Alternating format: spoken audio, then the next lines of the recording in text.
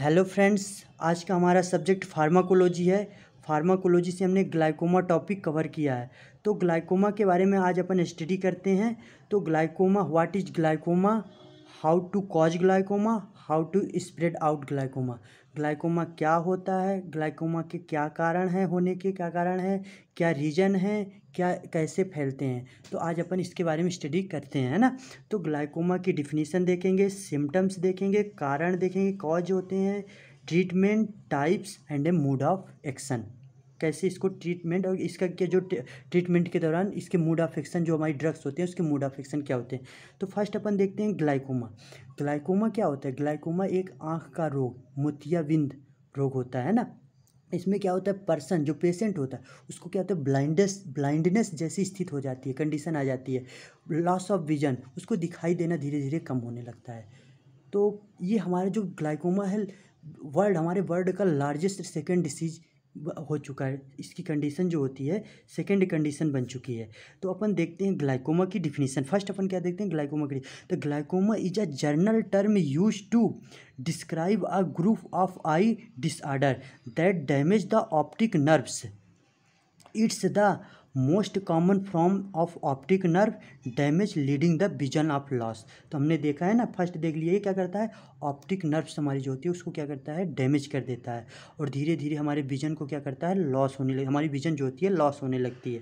तो glaucoma is the general term use to the describe a group of eye disorder that damage the optic nerves. It's the most common from the optic nerve damage leading to vision loss. ये vision loss का कारण बनती है, ठीक। In most case fluid buildup in the front of the eye. This extra fluid puts the pressure of the eye. ये जो हमारे optic nerves के कारण क्या होते हैं, हमारी जो आँख में जो होता है फ्लूइड्स, जो हमारी ह्यूमरस होते हैं उसके क्या होते हैं, बिल्डअप होने यानी उसकी क्वांटिटी जो होती है बढ़ने लगती है, यानी आँख का पानी जिसे कहते हैं। तो ऑप्टिक नर्व डैमेज के कारण हमारे आँख में क्या होता है, हमारा जो फ्लूइड्स होते हैं, आँख का पानी होता है वो धीरे धीरे इंक्रीज होता है और जिससे प्रेशर जनरेट होने लगता है, ठीक। Gradually damage the optic nerves. This pressure is eye pressure और known as the intraocular pressure. तो ये जो हमारा जो ऑप्टिक नर्व होता है डैमेज होता है, इसे क्या कहते हैं, जो प्रेशर जनरेट होता है तो इसे आई प्रेशर कहते हैं। इसी को या तो इसी को दूसरा नाम क्या होता है, इंट्राओकुलर प्रेशर के नाम से भी जाना जाता है ना। तो ये अपनी डिफिनीशन हो गई, ठीक। इसमें लास्ट में अपन देखते हैं glaucoma is the second leading cause of the blindness in the world. ये हमारा जो होता है सेकंड लार्जेस्ट डिसीज बन चुका है। हर सेकंड पर्सन में फर्स्ट पर्सन जो होता है ब्लाइंडनेस जैसी कंडीशन का कारण होता है, ठीक।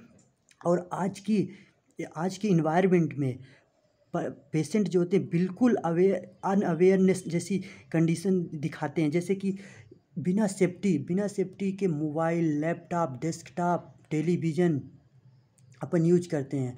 और आज के क्या कहते हैं, आज की कंडीशन में, आज की इन्वायरमेंट में क्या होता है कि पॉल्यूशन सबसे बड़ा कारण है। पॉल्यूशन जो हमारे आँख को, बिना हम आँख की सेफ्टी किए ऐसे ही बाइक चला रहे हैं, कार चला रहे हैं, तो क्या होते हैं, बैक्टीरियल हमारे जो एयर में होते हैं, बैक्टीरियल वायर, वो हमारे सीधे कहाँ जाते हैं, आँख में इफेक्ट करते हैं। और दूसरा इसका मेन कारण है आज का खान पान, जिसमें क्या होता है, केमिकली इतना ज़्यादा केमिकल होते हैं कि जो हमारे सीधे आँख में इफेक्ट दिखाते हैं।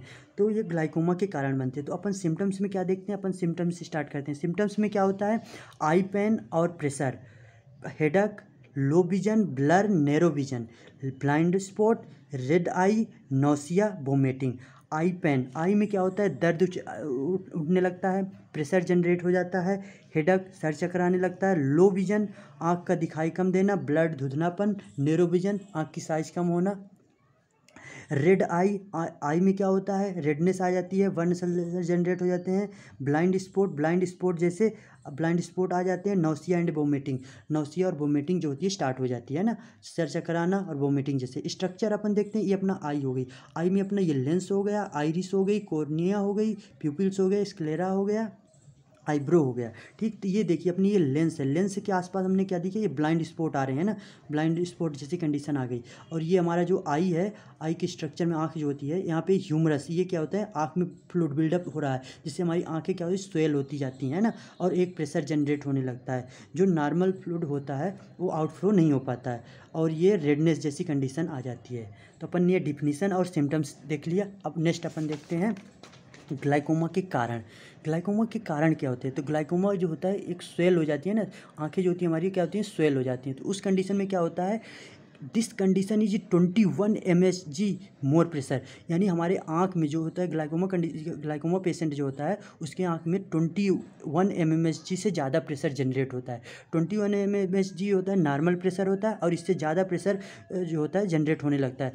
mmsg का मतलब मिलीमीटर मर्क्यूरेट होता है। ठीक, तो अपन यहाँ पे कंडीशन देख लेते हैं। ठीक है, ये हमारा क्या है, ये ह्यूमरस जो होता है एक ह्यूमरस सीक्रेट हो रहा है और यहाँ से आउटफ्लो होता है। तो सीक्रेट तो हो रहा है लेकिन आउटफ्लो नहीं हो रहा है। ठीक, तो ये जिससे क्या हो रहा है, यहाँ पे ह्यूमरस जो होता है इंक्रीज होते रहते हैं, इसकी क्वांटिटी बढ़ती जाती है, और एक समय ऐसा आता है कि ये इन्फ्लामेशन और स्वेल हो जाता है ना, इन्फ्लामेशन कॉज करने लगता है। इसे ग्लाइकोमा जैसी कंडीशन दिखाई देने लगती है। इसके आउट ऑफ फ्लो के सिक्रेशन आउटफ्लो के दो कंडीशन होते हैं। एक होते हैं ट्रेबिकुलर वर्क जो 75% करता है, आउटफ्लो करता है, यूवे स्कुलरल 25% ये क्या करता है, एक्वस ह्यूमरस को आउटफ्लो करता है। और ये दोनों कंडीशन क्या हो जाती है, स्टॉप हो जाती हैं ना, बहुत ही कम मात्रा में जो होती हैं आउटफ्लो करती हैं। इस आउटफ्लो स्टॉप होने के कारण क्या होता है, हमारे आई में जो होते हैं सिक्रेशन बढ़ता है, आउटफ्लो स्टॉप होने के कारण जो swell of and inflammation cause कर जाती है। ठीक, progressive damage of the optic characterise by the rest इंट्रोओकुलराइजेशन 21 mmsg से मोर प्रेशर, यानी जो हमारी डैमेज होती हैं, हमारी जो ऑप्टिक नर्व्स होती हैं वो डैमेज हो जाती हैं इंट्राओकुलर प्रेशर 20 mm से ज़्यादा प्रेशर ज़्यादा जनरेट होने से। ठीक, अब अपन देखते हैं क्या देते हैं, सेकंड देखते हैं टाइप्स में अपन देखते हैं ग्लाइकोमा के 2 टाइप्स होते हैं। एक होते हैं प्राइमरी ओपन एंगल ग्लाइकोमा और दूसरा होता है closed angle glaucoma.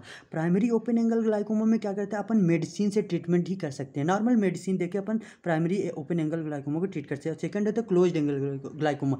Closed angle glaucoma में क्या होता है, अपन पहले सर्जरी करेंगे, सर्जरी के आफ्टर मेडिसिन दे सकते हैं ना। तो अपन देखते हैं प्राइमरी ओपन एंगल ग्लाइकोमा, ये अपना प्राइमरी ओपन एंगल ग्लाइकोमा हो गया, ये क्लोज्ड एंगल ग्लाइकोमा अपना टाइप्स है ना। तो प्राइमरी ओपन एंगल ग्लाइकोमा के ट्रीटमेंट कैसे करते हैं, कौन कौन सी टेबलेट कौन कौन सी कैटेगरी की आती है, अपन यहाँ पे देखते हैं ना।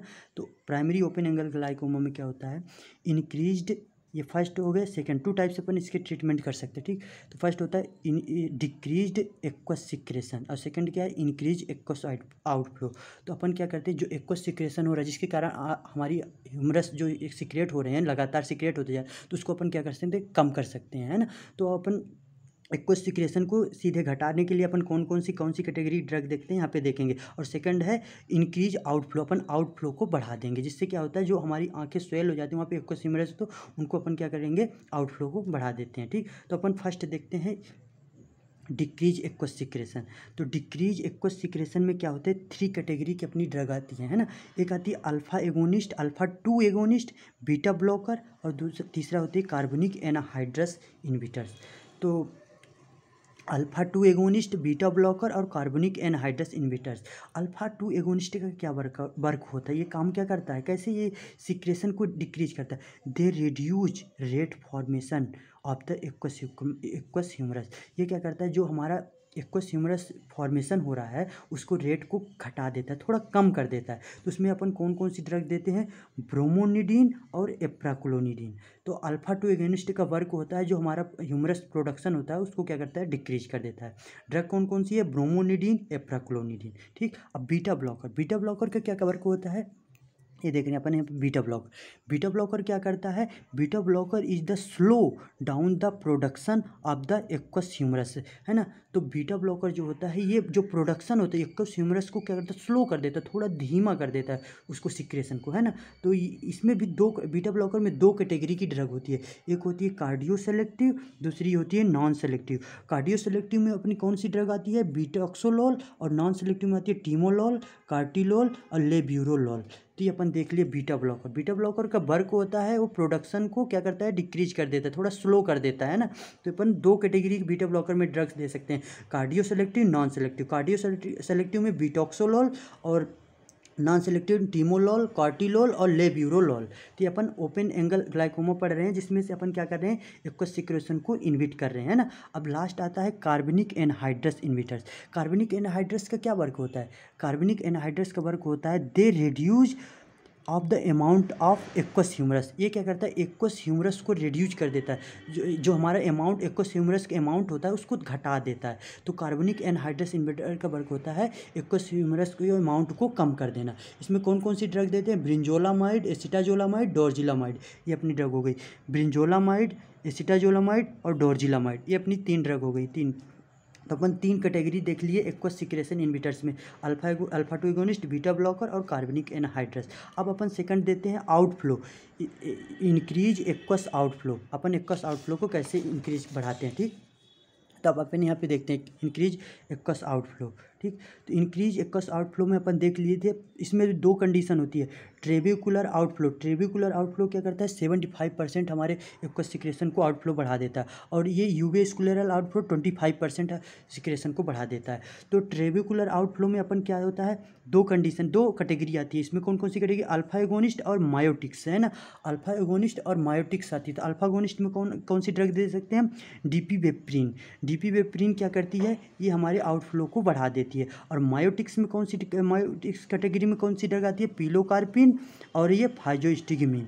पिलोकार्पिन और फाइजोस्टिगमिन ड्रग देते हैं। तो हमने ट्रेबिकुलर आउटफ्लो सिक्रेशन क्या करता है, आउटफ्लो सिक्रेशन को बढ़ा देता है ना। ये क्या होता है कि 75% आउटफ्लो को बढ़ा देता है। इसमें 2 कैटेगरी आती है, अल्फा एगोनिस्ट और मायोटिक्स। अल्फा एगोनिस्ट में कौन सी ड्रग आती है, डीपीवेप्रिन, और मायोटिक्स में पिलोकार्बिन और फाइजोस्टिगमिन। सेकंड आता है अपना इंक्रीज यूवेस्कुलरल आउटफ्लो। इसमें क्या होती है, ये हमारा जो कोलेजन होता है, ऑप्टिक नर्व होता है, वहाँ पे कोलेजन को ये कहता है ब्रेक डाउन कर देता है और आउटफ्लो को बढ़ा देता है। इसमें कौन कौन सी ड्रग देते हैं, लेटनोप्रोस्ट, बीमेटोप्रोस्ट, टेर्बोप्रोस्ट, ये अपनी ड्रग हो गई।